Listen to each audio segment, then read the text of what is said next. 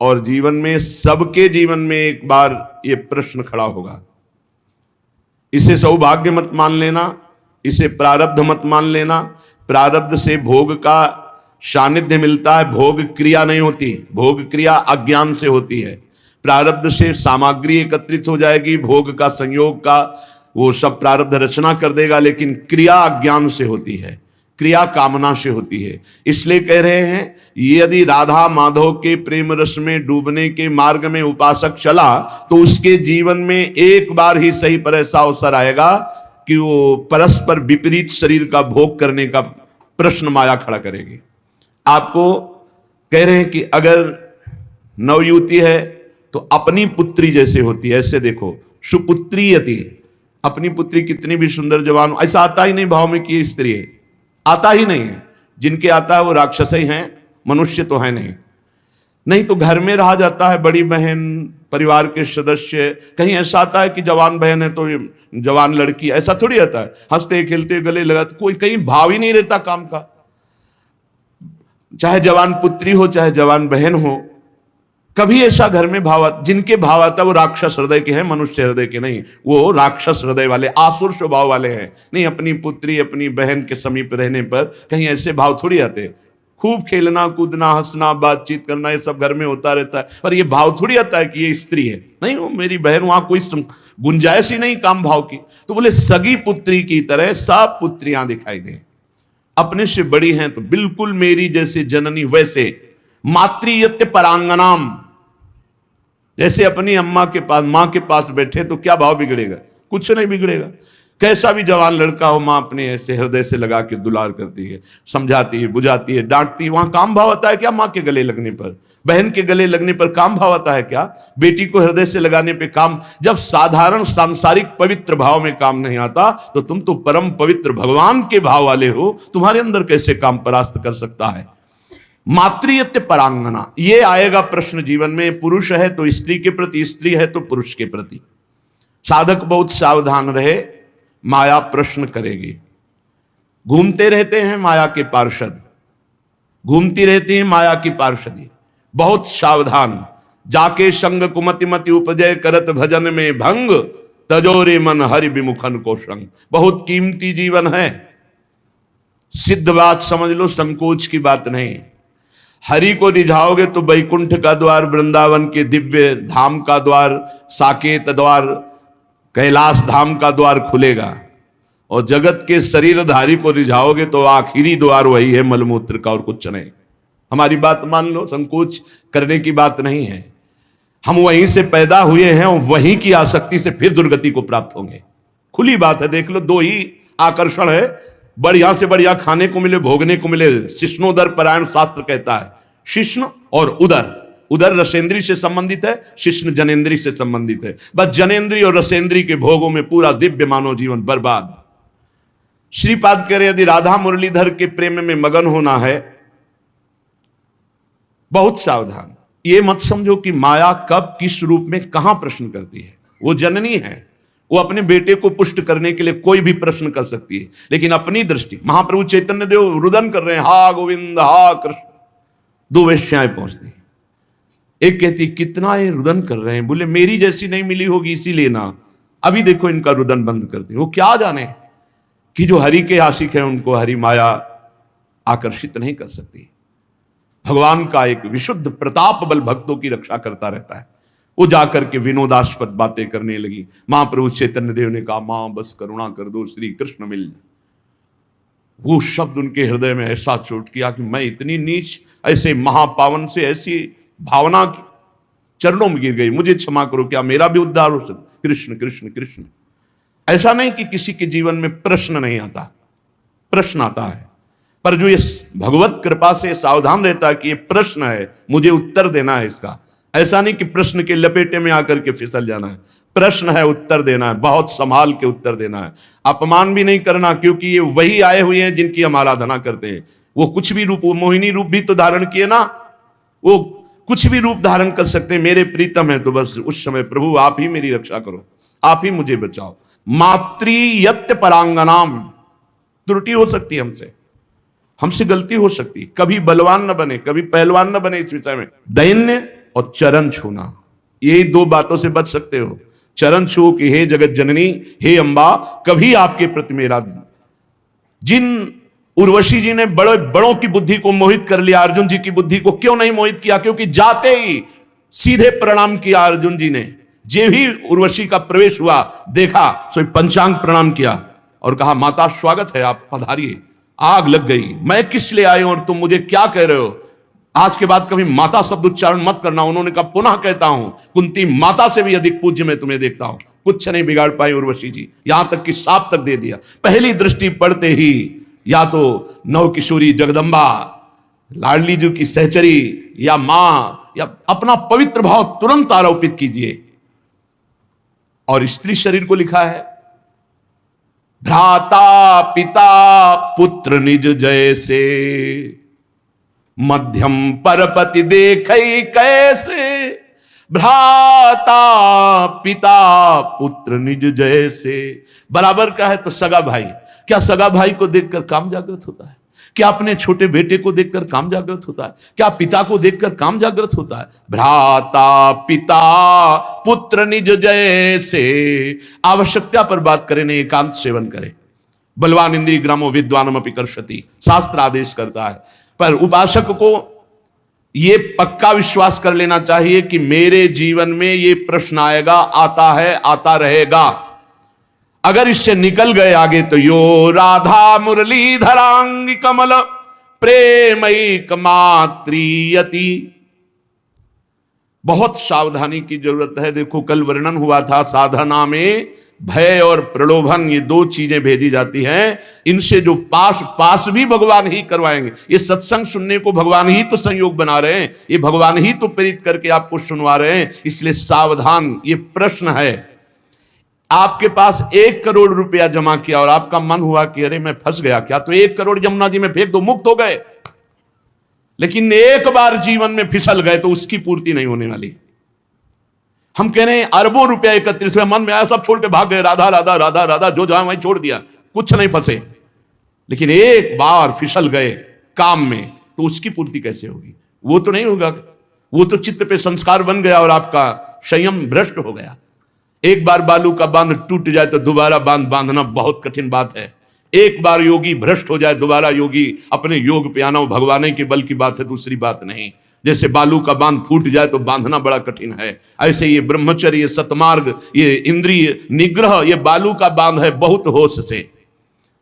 मातृयत्य परांगनाम स्थिर चरम सत्वम सुपुत्रीयति, बड़ा पवित्र भाव। और ये भाव जब अचानक संयोग हो जाए तब संयोग से बचने की पूरी वृत्ति रखे उपासक। जब तक कोई बहुत ऐसा संयोग की बात बन जाए कि बात करना ही है, तो उसके चरणों में दृष्टि रखते हुए, मुख की तरफ दृष्टि रखते हुए साधक कभी बात नहीं करते। नहीं, चरणों पर ऐसे दृष्टि रखते, जी प्रत्युत्तर कम शब्दों में और भाग ले। अपने को सूरवीर मत समझे। ये भगवान की प्रचंड मोहिनी माया का आकर्षण हमारे चित्त में बलात् हमारी निष्ठा को परिवर्तित कर देगा। यदि हम अधिक समय साथ रहें, अधिक समय बात करें, अधिक समय हंसी मजाक करें, तो हम फिसल जाएंगे। यही खाइयां हैं जिनसे हम भगवान को नहीं प्राप्त कर पाते और इनमें हम फिसल जाते हैं। बहुत ही सावधानी की जरूरत है। हमारी एक एक वृत्ति भगवान अंदर बैठे हुए देख रहे हैं। उस जो जल रही वृत्ति काम क्रोध आदि को ना भोगने से, वो भगवान हिसाब आपको इतना आनंद प्रदान करेंगे कि रोते रहोगे। पर कुछ समय के लिए आपको अपने मार्ग में बहुत संभाल कर पग रखना है। अगर अपना कल्याण चाहते हो, सुंदर बुद्धि चाहते हो, भगवत मार्ग में अग्रसर होना चाहते हो, तो गोस्वामी तुलसीदास जी की चौपाई याद रखना, जो चाहे आपन कल्याणा, सुजस सुमति शुभ गति शुभ नाना, सो पर नारी लीलार गोसाई, तजौ चौथी के चंद की नाई। जैसे चौथ के चंद्रमा को देखने से कलंक लग ही जाता है, ऐसे ही जो पराई माता बहनों की तरफ ऐसी गंदी दृष्टि या बार बार मुख की तरफ देखना, तो हाव भाव आदि के द्वारा चित्त का आकर्षण होकर मलिन हो जाना स्वाभाविक है। जैसे चौथ के चंद्रमा को देखने से कलंक लगता है, ऐसे जो साधक अपना कल्याण चाहता है, सुमति चाहता है, शुभ गति चाहता है, उसे चाहिए कि चरणों की तरफ देखकर बात करे। ये जगत जननी जगदम्बा है, इनकी कृपा से हम परमार्थ पर विजय प्राप्त कर लेंगे। इनके प्रति हमें भोग्य बुद्धि, दोष बुद्धि, निकृष्ट बुद्धि का त्याग करना ही होगा, तब हम आगे बढ़ पाएंगे। गोत्रीयत्यति तर्जना दिशु महा मित्रीयति द्वेषिषु। यदि हम भगवत मार्ग में चल रहे हैं, कोई हमारी निंदा करता है, तर्जना करता है, तो जैसे अपना भाई, अपना घर का, अपने गोत्र का, परिवार का कोई लड़ाई झगड़ा करे तो ऐसा अरे घर का आदमी कोई बात नहीं, ऐसे टाल देते हैं, ऐसे भाव रख लेते हैं। या हम भाव रख लेते हैं भगवान के द्वारा विधान किया हुआ भेजा गया है, कोई हमारे प्रारब्ध का क्षय हो रहा है, और जो हमसे विद्वेषी उसे हम महामित्रवत भाव रखें। नहीं, हम में और संसारी पुरुष में क्या अंतर। करत जे अनुशहन निंदक तीनों पे अनुग्रह करो। अपने शरीर को जैसे हम प्यार करते हैं और दूसरे शरीर से हम उदासीन रहते हैं, ये संसारी पुरुष का लक्षण है। और भक्त अपने शरीर से उदासीन रहता है और दूसरे शरीरों के दुख को अपने शरीर जैसा मानता है, ये भाव होता है। अपने शरीर में कष्ट है कोई बात नहीं, लेकिन दूसरे के शरीर का थोड़ा भी कष्ट उसके हृदय में पीड़ा पहुंचा देगा। पूज्य श्री भाई जी हनुमान प्रसाद पोद्दार जी महाराज साधकों के लिए बहुत अमृतमय वचन लिखे हैं। भगवान को प्राप्त करना है तो तीव्र अभिलाषा जागृत करो। नाम जप से, सत्संग से, सदाचरण से, दूसरों की सेवा से पवित्र शरीर, पवित्र मन, पवित्र विचार, पवित्र वाणी, तो परम पवित्र सच्चिदानंद भगवान की प्राप्ति की अभिलाषा साधु संग से निश्चित जागृत हो जाएगी। अन्य कामना जब उत्पन्न हो जाती है तब भगवान की प्राप्ति की अभिलाषा नहीं हो सकती। भगवान ने कहा स्वयं कि जिसका चित्त भोगों ने अपहृत कर लिया है, जो भोगों में लगा हुआ है, जो भोग सामग्री संग्रह करता है, ऐसा व्यक्ति कभी निश्चय ही नहीं कर सकता कि मुझे भगवत प्राप्ति करनी है।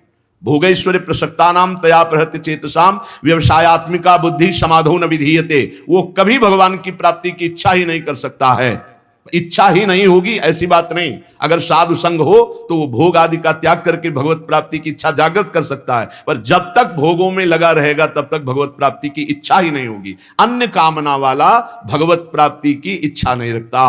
अनन्य कामना जिसकी है श्री भगवान से, उसके हृदय में इच्छा जागृत होती है, अब मुझे भगवत प्राप्ति करना है। जब भगवत प्राप्ति की इच्छा जागृत होती है तब भगवान के अनुकूल आचरण और प्रतिकूल आचरणों का त्याग, ये नियम लेना होता है। श्री कृष्ण अनुकूलेन प्रतिकूलस्य वर्जनम विसर्जनम। आज के बाद कभी शास्त्र विरुद्ध, धर्म विरुद्ध आचरण नहीं करूंगा, तभी आपके अंदर भगवत प्राप्ति की अभिलाषा जागृत होगी।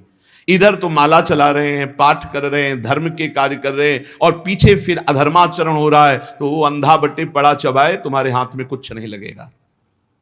हमको संयम से रोकना पड़ेगा।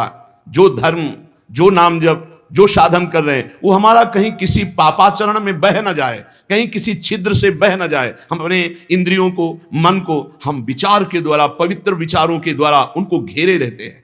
इसी का तो इनाम मिलता है, परम पद, इसी का इनाम मिलता है, अद्भुत आनंद की उमगन। ना भय जन्म का, ना मृत्यु का, ना रोग का, ना शोक का, किसी भी तरह का कोई भी द्वंद्व प्रभाव उपासक के अंदर नहीं रह जाता।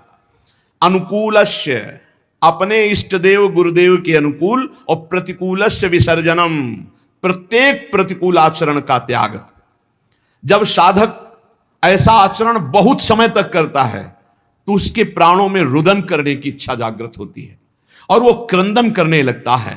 रोते रोते उसके हृदय में विरहाग्नि जलाती है, और उसी विरहाग्नि को शीतल करने फिर भगवान को आना होता है, फिर उसे भगवत प्राप्ति हो जाती है। दूसरी बात, साधक जब इस मार्ग पर चलता है तो उसका स्वभाव होता है इधर उधर ताक झांक करना। ये कैसे चलता है? ये बहुत बुरी आदत है, ये बिल्कुल नहीं रखनी चाहिए। पर दोष दर्शन से सबसे बड़ा घाटा होता है कि हम जो दोष दूसरे में देखते हैं, देखने की चेष्टा करते हैं, वो दोष हम में जागृत हो जाता है। इसलिए साधक को इधर उधर ताक झांक करने वाला स्वभाव नहीं रखना चाहिए। छोटी छोटी बातें होती हैं जिनमें हम फिसल जाते हैं। हर साधक इस बात को समझ ले, परमार्थ में चलने पर इधर उधर ताक झांक, पड़ोस बगल वाला साधक क्या करता है, अगर ये दोष दर्शन की वृत्ति रही तो ऐसे ही नीचे खड़े रहोगे, परमार्थ की ऊंचाई पर नहीं चढ़ पाओगे। इधर उधर ताकने वाला साधक लक्ष्य तक कभी पहुंच ही नहीं सकता। सिद्ध महापुरुषों के वचन है। साधक को चाहिए कि अपनी दृष्टि केवल अपने लक्ष्य पर रखते हुए, लक्ष्य हमारा क्या है? सर्वान वस्तुतया निरीक्ष परम स्वाराध्य बुद्धिर्म, मेरे भगवान ही सब रूपों में, बस सारा नाटक वही कर रहे हैं। हमको ये नहीं देखना ये कमी इसमें साधक में है या कमी उस साधक, ये गुरु देखें या भगवान देखें, वो सुधार करें। हमारा ठेका नहीं है, हमारा ठेका है अपनी कमी देखना और भगवान को प्राप्त करना। सत्संग अपने लिए होता है, दूसरों के ऊपर थोपने के लिए नहीं होता, दूसरों के दोष दर्शन के लिए नहीं होता, वो अपने मन को शासन में लाने के लिए सत्संग होता है। साधक जब इस दोष से आगे बढ़ता है, ये बहुत जोर का दोष होता है, जब इससे आगे साधक बढ़ता है तो उसके जीवन में प्रलोभन आता है।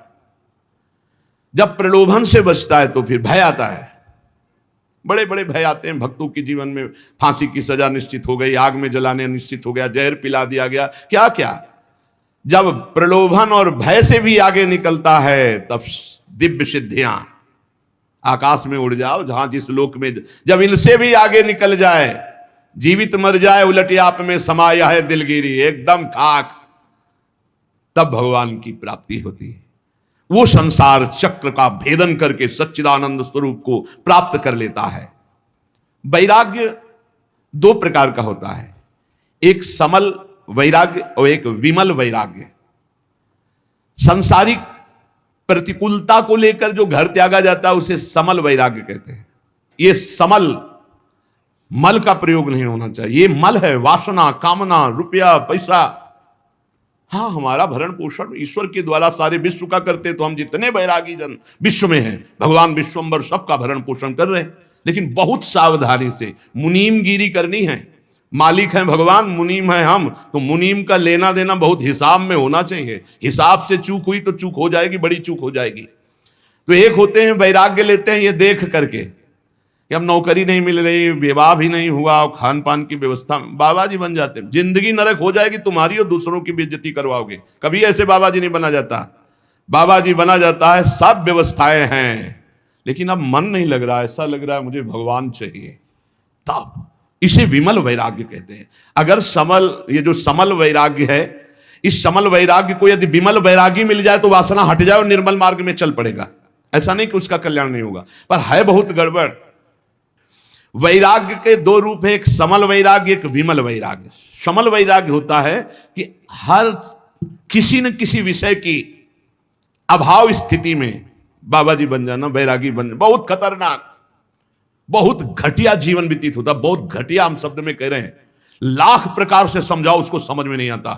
वो केवल वासना की पूर्ति, ऐसे लोगों के द्वारा बहुत अहित होता है संत समाज का, क्योंकि उनके अंदर कोई लक्ष्य भगवत प्राप्ति नहीं, कोई साधुता नहीं, और वेश साधुता का वो बहुत तरह से हानि करते हैं। और कहे तो संत ही जाएंगे क्योंकि वेश है, इसलिए बड़ा अपमान संतों का होता है। उनका लक्ष्य नहीं होता भगवत प्राप्ति, उनका लक्ष्य नहीं होता सतमार्ग, वो केवल वासनाओं की पूर्ति। बहुत विचित्र होता है, ये भी सब देखा है। भ्रमण के समय भगवान बड़ी कृपा की तो सब भ्रमण में साधु पक्का हो जाता है। भूख प्यास गर्मी सर्दी मान गाली या मार पीट सब कुछ सहना पड़ता है, सब सहना पड़ता है, उससे परिपक्व हो जाता है। तो जो किसी प्रतिकूलता को लेकर वैराग्य होता है वो समल वैराग्य होता है। ये ज्यादा दिन नहीं चलता, ये फंसे फंसाए, ये फंसी बिल्कुल फंस जाते हैं। मन जो है ये जब भगवान के लिए व्याकुल हो तब घर छोड़ना चाहिए। नहीं तो हम कह रहे हैं कि भले आप लेबरी करके जियो लेकिन बाबा जी मत बनना। बाबा जी बनने के लिए एक केवल बात है, अब मुझे भगवान चाहिए, अब आपको कोई परास्त नहीं कर सकता त्रिभुवन में। ये बस बात तुम्हारे अंदर बैठ जाए, आप समझो केवल 2 वर्ष गुरुदेव भगवान 13, 14, 15 और इसके बाद पधार गए। अब पूरा जीवन अनाथ हो गया। अब हम किसके सहारे चले, कैसे चले? अब एक भारी विपत्ति, भारी अव्यवस्था कि हम पुत्र की तरह जिनकी गोद में बैठकर चल रहे थे वो तो अंतर्ध्यान हो गए। अब हमको कौन संभाले? उस समय श्री भगवान का जो तेज हमारे साथ था, हम आपको बताया जब हमारी समस्या आती थी तो संत और आकाश ये दो का सानिध्य हो जाता था। एकदम एक दिन 3 बजे सुबह तड़के नहा के से आकाश की तरफ कहा, गुरुदेव भगवान अभी तक तो हम निश्चिंत थे आपके बल पर, अब तो मुझे मार्ग भी पता नहीं कैसे चलना है, पूरा जीवन है, कोई साथी नहीं, किसी पर भरोसा नहीं, हमारा शुरू से किसी पर भरोसा नहीं था। भगवत प्रेरणा से, भगवत कृपा से एक हमारे दिमाग में बैठ गया था कि भगवान के सिवा, गुरुदेव के सिवा इस संसार में कोई सतमार्ग में नहीं चला सकता और गिराने वाला हो सकता है। इसलिए कभी हम किसी की सलाह नहीं मानी, कभी हम किसी से प्रश्न नहीं किया, कभी हम किसी की बात सुनने की चेष्टा नहीं की। जो बात गुरु जी ने कही थी उसी को घुमा घुमा करके बार बार उसी पे चलने की चेष्टा की। प्रेरणा आई, उतर जाओ गंगा के तीर पर और कभी किसी एक आश्रम में मत रुकना, बस भ्रमण करो।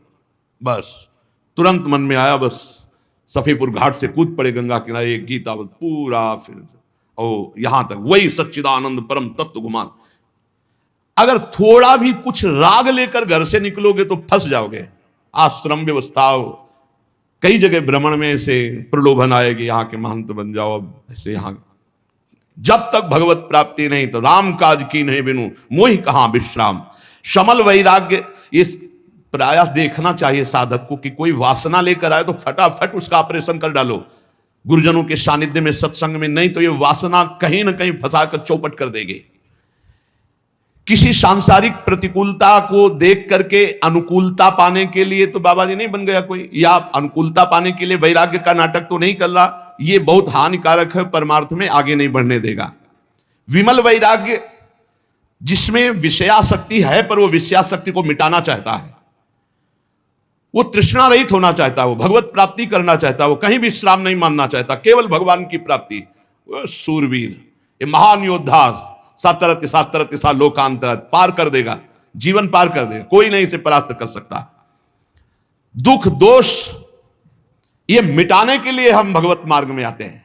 देखिए, दुख दोष मिटाने के लिए हम भगवत मार्ग में आते हैं। जो उपासक भोगों का रागी होगा, सुख सुविधाएं हर्षित, ठाकुर को देखकर हर्षित होने का कब तुम्हारा भाव आएगा?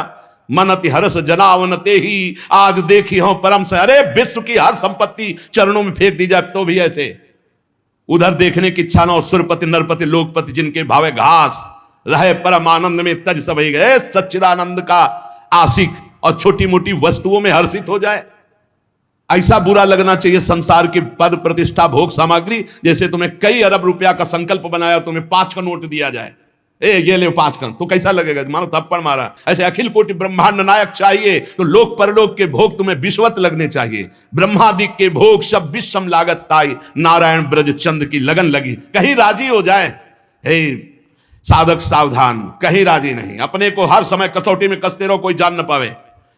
सब सुविधा होने पर आप अपने को कसौटी में कसो। तुम शरीर नहीं हो, तुम मन नहीं हो, तुम इंद्री नहीं हो। कभी कभी पूरा दिन भूखे रह गए, कोई जान न पाया। और दिनचर्या में फर्क नहीं पड़ना चाहिए। दिनचर्या में फर्क पड़े तो तुम साधु नहीं। मानव जीवन मिलने के बाद में तप, व्रत, जप, दान, तीर्थ, कथा श्रवण, ये कितने महत्वपूर्ण है, हमारे शास्त्रों में विस्तार से लिखा हुआ है।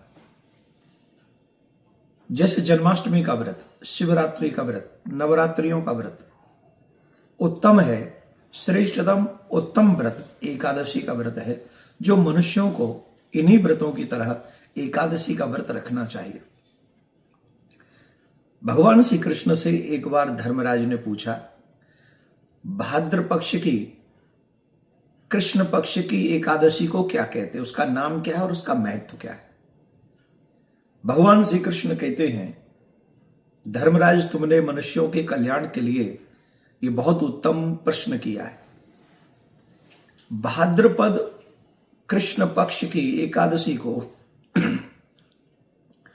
अजा एकादशी कहते हैं, और जो मनुष्य अजा एकादशी का व्रत करता है उसके कई जन्मों के पापों का नाश हो जाता है। व्रत का ध्यान रखना है ये कि ब्रह्म मुहूर्त में उठे, संकल्प करे, मिथ्या भाषण न करे, ब्रह्मचर्य का पालन करे, ज्यादा से ज्यादा ईश्वर का स्मरण करे, दिन रात्रि में जागरण करे। ये विधान है। नारायण का पूजन करना चाहिए, शालिग्राम का पूजन करना चाहिए, और अपने कल्याण की प्रार्थना नारायण से करते रहना चाहिए। इसकी एक बहुत सुंदर कथा है। भगवान श्री कृष्ण कहते हैं, सूर्यकुल में, सूर्यवंश में एक राजा हुए हरिश्चंद्र, जो सत्य निष्ठा के लिए बहुत जाने माने थे। सत्य बोलने के लिए, अपने वचन से पीछे न हटने के लिए उनकी प्रतिष्ठा थी। आप लोग देखते हैं आजकल व्यक्ति बात बात पे झूठ बोलता है, इतना झूठ बोलता है। रामचरितमानस कहता है कि नहीं असत्य संपातक पुंज, असत्य के समान कोई पाप नहीं है, और धर्म न दूसर सत्य समान, सत्य के समान कोई धर्म नहीं है। इसलिए मनुष्य को हमेशा सत्यवादी होना चाहिए। राजा हरिश्चंद्र इसी बात के लिए फेमस थे। उन्होंने स्वप्न में विश्वामित्र जी को अपना राज्य दान में दे दिया था।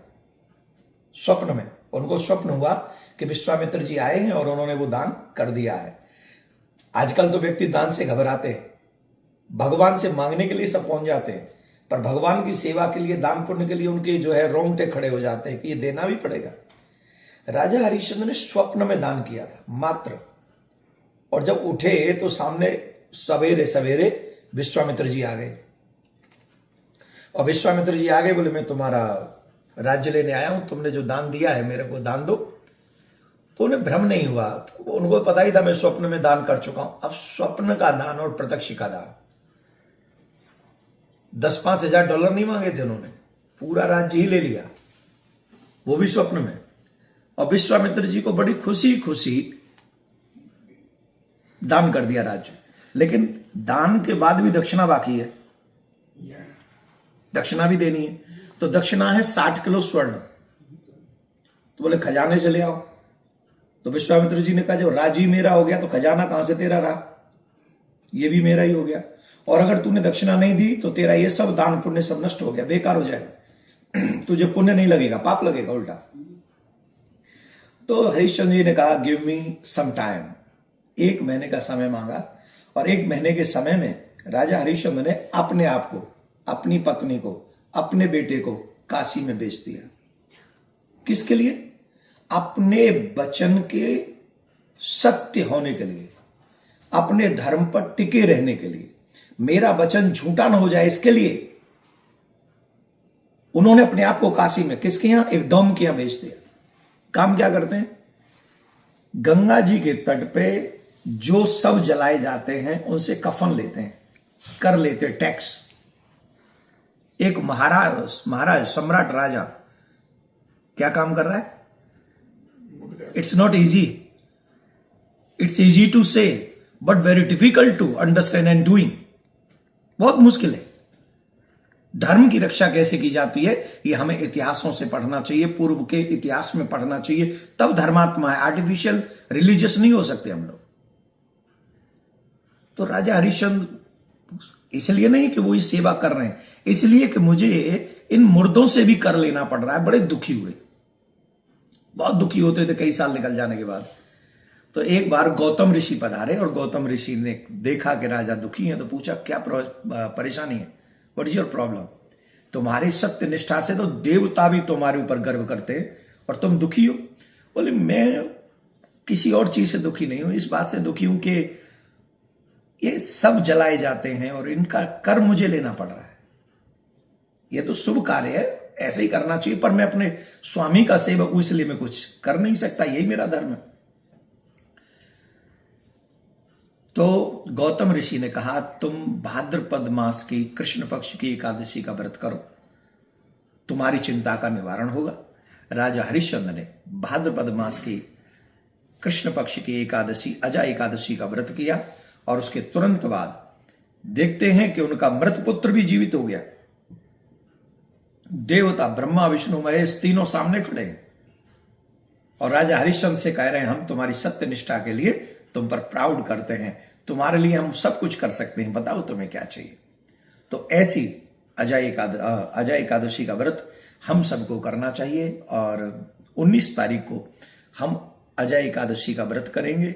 20 तारीख को सुबह मॉर्निंग में 5:56 AM 5:56 पे प्रारंभ होगा पारायण का समय, और 8:558 8:58 मतलब 8:58 तक ये पारायण का समय रहेगा।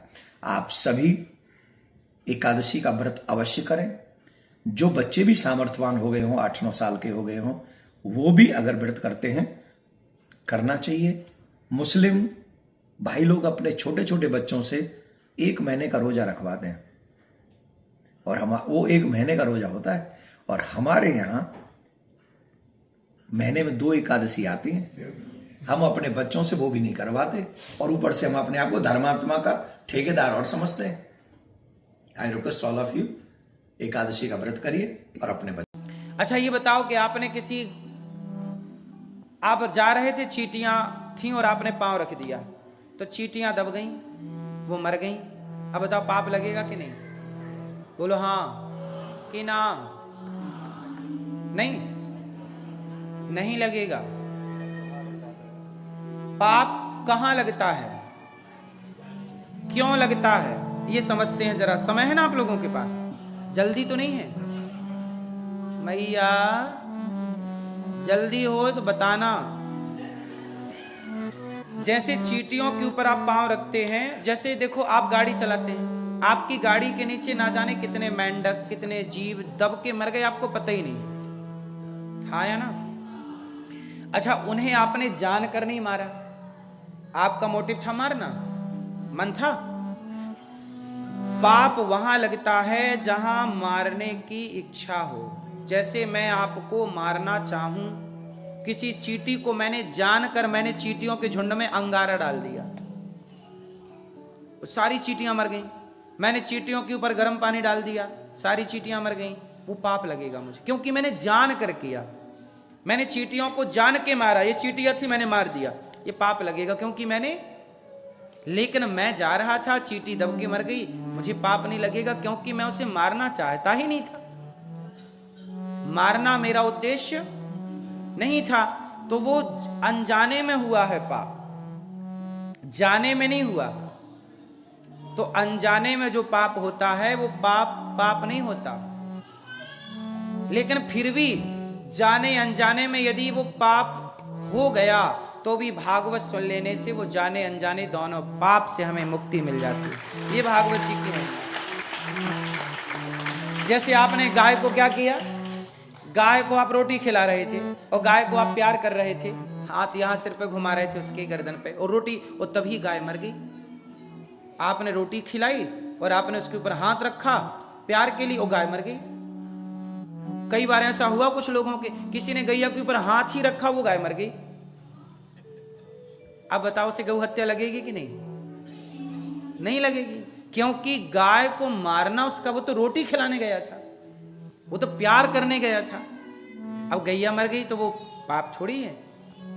इसलिए इस सोचिए, ये हमारा धर्म कहता है, और इसी को कानून में, मैं ऑस्ट्रेलिया गया तो वहां के कानून में ये बात मेंशन थी। मैं ऑस्ट्रेलिया गया तो मैंने वहां सब चीजें सर्च की, तो पता लगा कि वहां ऑस्ट्रेलिया में कानून है कि जैसे आपने किसी को मार दिया या आपसे कोई गलती हो गई, तो पहले वहां की पुलिस, वहां का कानून पूछता है कि आपने इसे क्यों मारा। यदि वो कहता है कि मेरी कोई गलती नहीं थी, मैंने मारना नहीं चाहा था, पर धोखे से मर गया, तो वहां पे छोड़ दिया जाता है। तभी कानून दंड देता है जब मारने का कोई ठोस कारण हो, कि आपने कारण था, भाई आपको जमीन का लालच था, लोभ था, इसलिए आपने मारा, पर आप तो खड़े थे, आपने डंडा चलाया और कोई अचानक डंडे के नीचे आ गया, डंडा लगना कहीं था, लग कहीं गया। बात समझ में आई?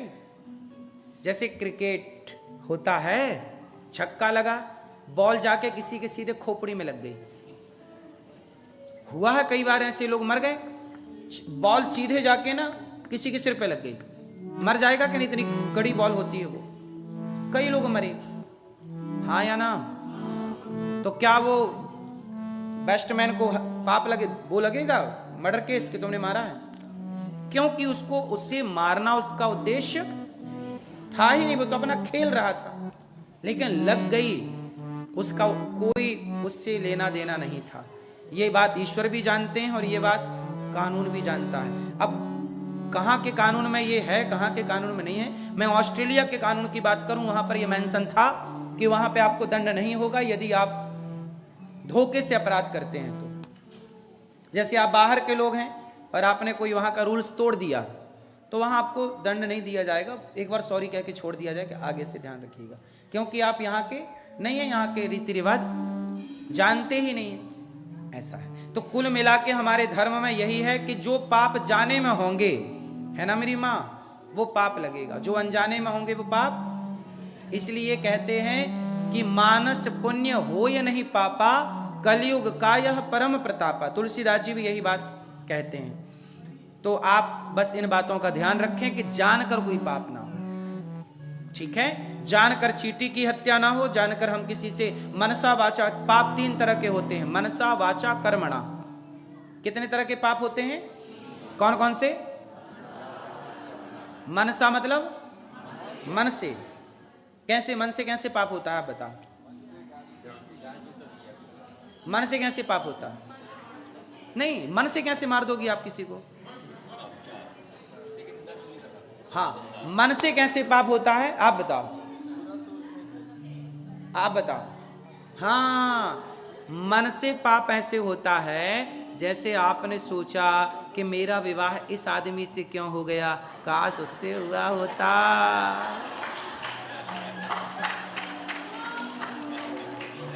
कोई पुरुष सोचा कि मेरा विवाह इस स्त्री से क्यों हो गया, उससे हो गया होता, वो बहुत अच्छी है या अच्छा है।